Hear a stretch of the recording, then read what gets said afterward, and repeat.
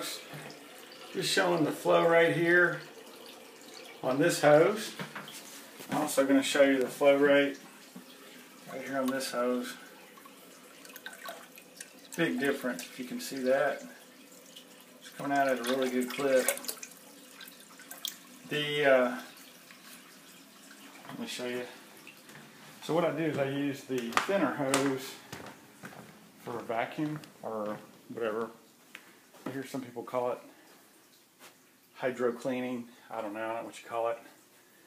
But here's this hose. If you have an FX5, I would highly recommend you to, let me get some light on this for you. I would highly recommend you to do it this way. See if I can get that light behind you. See if that helps any. So what you're going to see, pull this around. All I really want to show here is just this. What I did is I made this adapter going into the top. They give you an extra one of those little plastic valve settings that snaps in. That's much more secure than doing that right there.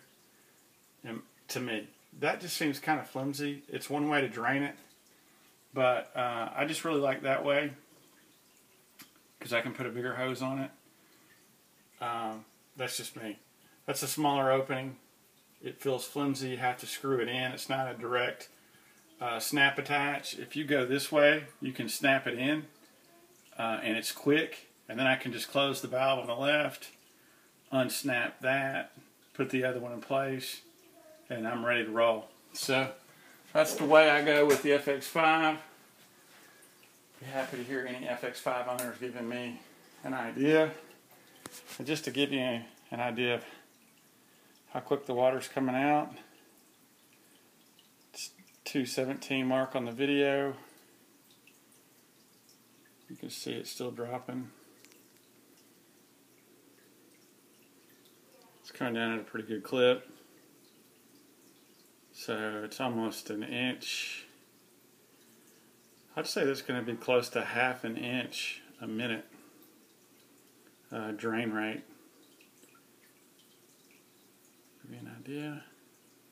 Haven't moved my finger. That's just the water line. And when I hit the 3-minute mark, I'm going to stop. But that'll give you an idea how quick it's falling. The bottom hose, the more you can tap in at the bottom, I'm going to stop it at the 3:17 mark, which is close to where I started it.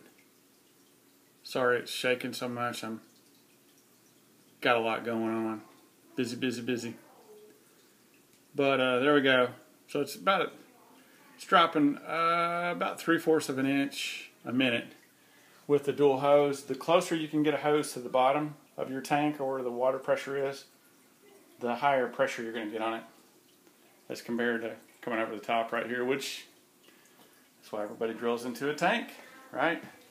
Because like this is drilled and this is doing, you can see right here, this is actually under it, and so it's going to pull it in a lot. It's much easier to prime a canister filter when you've got it tapped like that as well.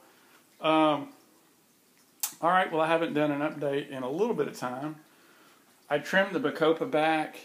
I noticed, just an FYI, had a lot of roots up in the top, see that? And it's a whole lot more brittle than the Plan and the 120. I really feel like it has something to do with substrate.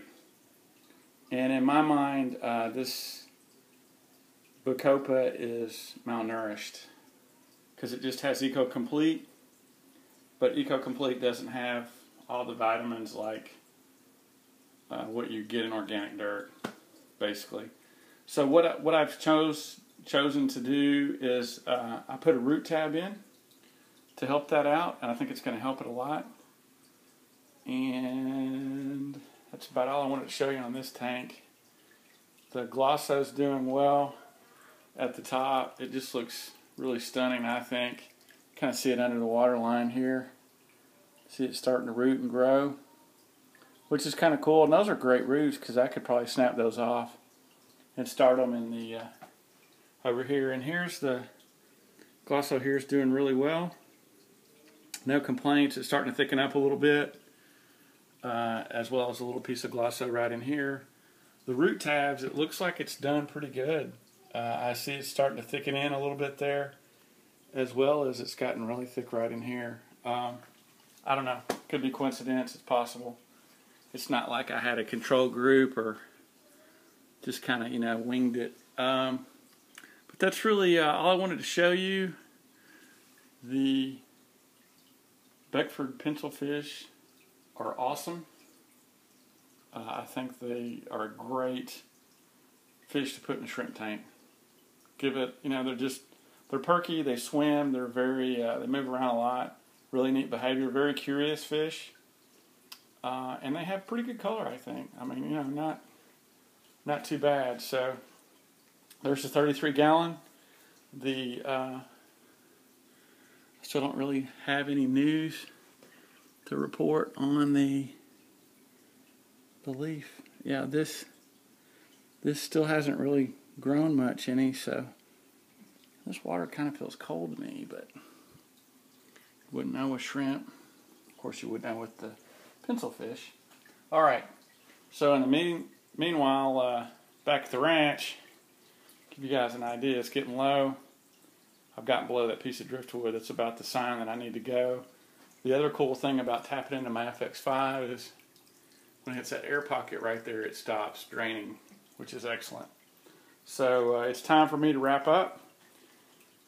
And I'm going to let this tank, I'm not going to do any flourish. I'm going to keep the timers the same and the lights the same. And I'm just going to take a big challenge this week and not do any kind of liquid ferts. It's just going to be water. There's not going to be anything in this tank that I'm going to add for a week, and we'll see how it does. You guys got a good picture of it earlier. And we'll see what happens. One thing I have noticed is that, and there we go. The FX5 is finished. This right here is not holding up that well as if I had CO2. So the wrapped Rickia round driftwood, that just might be a high-tech thing. Might not be an option for me. So I don't know. But time to get water back in the tank. Appreciate everybody watching.